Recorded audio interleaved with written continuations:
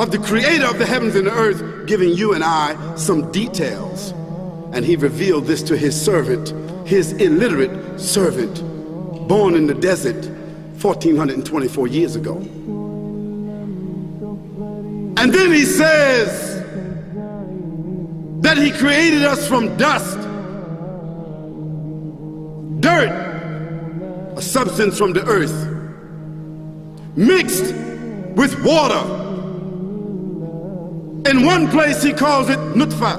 Nutfa means sperm. In another place he calls it turab. It means dust. In another place he calls it salsalin. It means a mixture of sounding clay. All of these themselves are descriptions of the origin of the human being and his nature. Then in the same verses, what does he say? He says, first, we created you from sperm, and after sperm, made you into a clot of blood clinging to the womb. Now think about that. When was it discovered from a scientific point of view, from an academic point of view? When was it discovered? When was that discovered? That the sperm, when it impregnated the egg, became a fetus, and then became a clot of blood, and that clot of blood clung to the womb of the mother so that it could get the nutrition and become a host. So the mother would become a host, and she would begin to feed it without even her own volition. Then he says, from that clot of blood, it began to hang. And now we know from scientific filming, scientific documentation, that the sperm swims, millions of sperm, and only one hits that egg. Then that egg settles in the womb. When it settles in the womb, it germinates. When it germinates and breaks open, it becomes a clot of blood, and then it clings to the womb. Then after that, it starts to hang from the womb, and that hanging part is the umbilical cord. The Quran said that.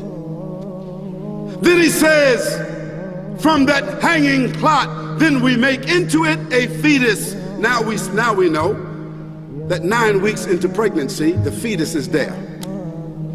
The fetus, what is it? It's the brain. It's the spinal cord. It's the part of the human being that gives it all the senses and its identity. Then we know at 21 weeks, it's a fully grown embryo,